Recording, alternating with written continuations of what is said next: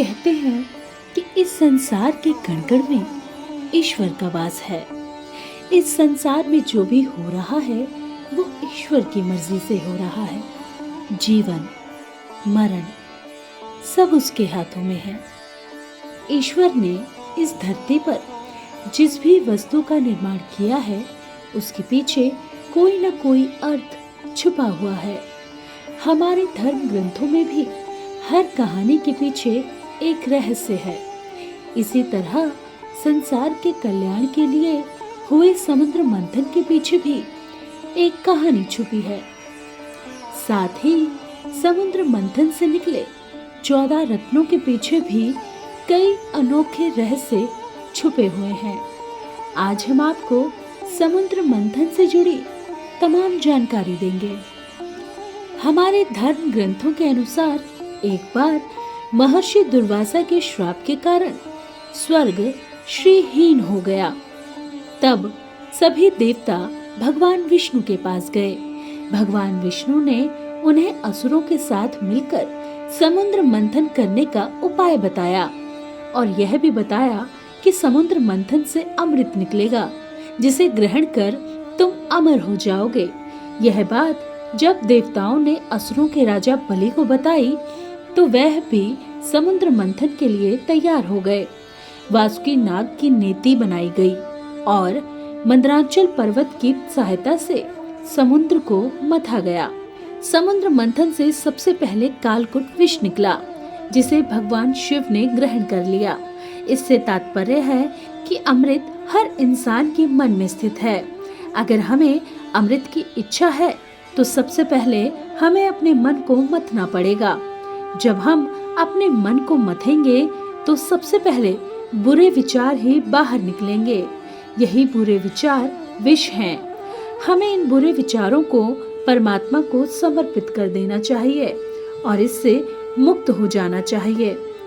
समुद्र मंथन में दूसरे क्रम में निकली कामधेनु। वह अग्निहोत्र की सामग्री उत्पन्न करने वाली थी, इसलिए ब्रह्मवादी ऋषियों ने उसे ग्रहण कर लिया। कामधेनु प्रतीक है मन की निर्मलता की, क्योंकि विष निकल जाने के बाद मन निर्मल हो जाता है। ऐसी स्थिति में ईश्वर तक पहुंचना और भी आसान हो जाता है। उच्चैश्रवा घोड़ा। समुद्र मंथन के दौरान तीसरे नंबर पर उच्चैश्रवा घोड़ा निकला। इसका रंग सफेद था। इसे असुरों के राजा बलि ने अपने पास रख लिया। लाइफ मैनेजमेंट की दृष्टि से देखें तो उच्चैश्रवा घोड़ा मन की गति का प्रतीक है। मन की गति ही सबसे अधिक मानी गई है। यदि आपको अमृत चाहिए तो अपने मन की गति पर विराम लगाना होगा, तभी परमात्मा से मिलन संभव है। ऐरावत हाथी। समुद्र मंथन में चौथे नंबर पर ऐरावत हाथी निकला। उसके 4 बड़े बड़े दांत थे। उनकी चमक कैलाश पर्वत से भी अधिक थी। ऐरावत हाथी को देवराज इंद्र ने रख लिया। ऐरावत हाथी प्रतीक है बुद्धि का और उसके 4 दांत लोभ, मोह, वासना और क्रोध के। कौस्तुभ मणि। समुद्र मंथन में 5वें क्रम पर निकली कौस्तुभ मणि, जिसे भगवान विष्णु ने अपने हृदय में धारण कर लिया। कौस्तुभ मणि प्रतीक है भक्ति का। जब आपके मन से सारे विकार निकल जाएंगे तब भक्ति ही शेष रह जाएगी। यह भक्ति ही भगवान ग्रहण करेंगे। कल्प वृक्ष। समुद्र मंथन में 6ठे क्रम में निकला इच्छाएं पूरी करने वाला कल्प वृक्ष। इसे देवताओं ने स्वर्ग में स्थापित कर दिया। कल्प वृक्ष प्रतीक है आपकी इच्छाओं का।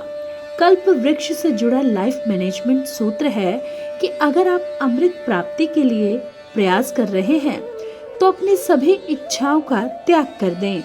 मन में इच्छाएं होंगी तो परमात्मा की प्राप्ति संभव नहीं है। रंभा अप्सरा। समुद्र मंथन में 7वें क्रम में रंभा नामक अप्सरा निकली। वह सुंदर वस्त्र व आभूषण पहने हुए थी। उसकी चाल मन को लुभाने वाली थी। यह भी देवताओं के पास चली गई। अप्सरा प्रतीक है मन में छुपी वासना का। जब आप किसी विशेष उद्देश्य में लगे होते हैं, तब वासना आपका मन विचलित करने का प्रयास करती है। उस स्थिति में मन पर नियंत्रण होना बहुत जरूरी है। देवी लक्ष्मी। समुद्र मंथन में 8वें स्थान पर निकली देवी लक्ष्मी। असुर, देवता, ऋषि आदि सभी चाहते थे कि लक्ष्मी उन्हें मिल जाए, लेकिन लक्ष्मी ने भगवान विष्णु का वरण कर लिया। लाइफ मैनेजमेंट के नजरिए से लक्ष्मी प्रतीक है धन, वैभव, ऐश्वर्य व अन्य सांसारिक सुखों का।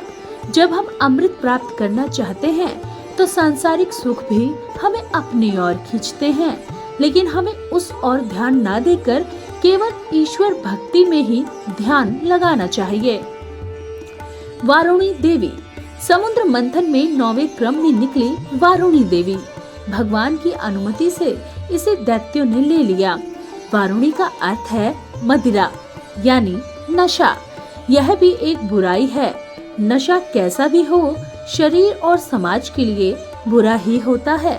परमात्मा को पाना है तो सबसे पहले नशा छोड़ना होगा, तभी परमात्मा से साक्षात्कार होना संभव है।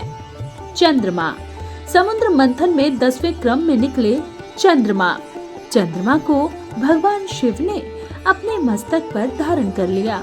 चंद्रमा प्रतीक है शीतलता का। जब आपका मन बुरे विचार, लालच, वासना, नशा आदि से मुक्त हो जाएगा, उस समय वह चंद्रमा की तरह शीतल हो जाएगा। परमात्मा को पाने के लिए ऐसा ही मन चाहिए। ऐसे मन वाले भक्त को ही अमृत प्राप्त होता है। पारिजात वृक्ष। इसके बाद समुद्र मंथन से पारिजात वृक्ष निकला। इस वृक्ष की विशेषता थी कि इसे छूने से थकान मिट जाती थी।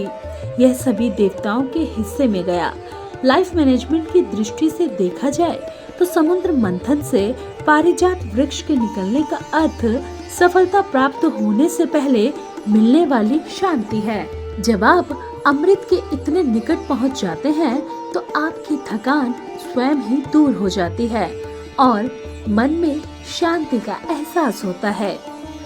5 जन्य शंख। समुद्र मंथन से 12वें क्रम में 5 जन्य शंख निकला। इसे भगवान विष्णु ने ले लिया। शंख को विजय का प्रतीक माना जाता है। साथ ही इसकी ध्वनि भी बहुत शुभ मानी गई है।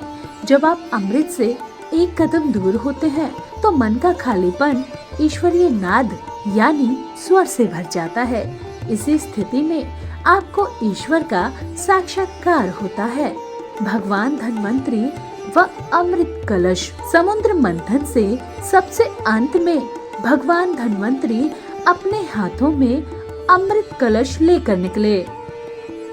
भगवान धन्वंतरी प्रतीक है निरोगी तन व निर्मल मन के। जब आपका तन निरोगी और मन निर्मल होगा, तभी इसके भीतर आपको परमात्मा की प्राप्ति होगी। समुद्र मंथन में 14वें नंबर पर अमृत निकला।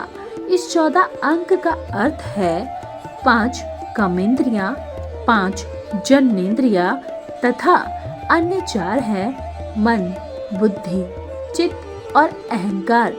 इन सभी पर नियंत्रण करने के बाद परमात्मा प्राप्त होते हैं।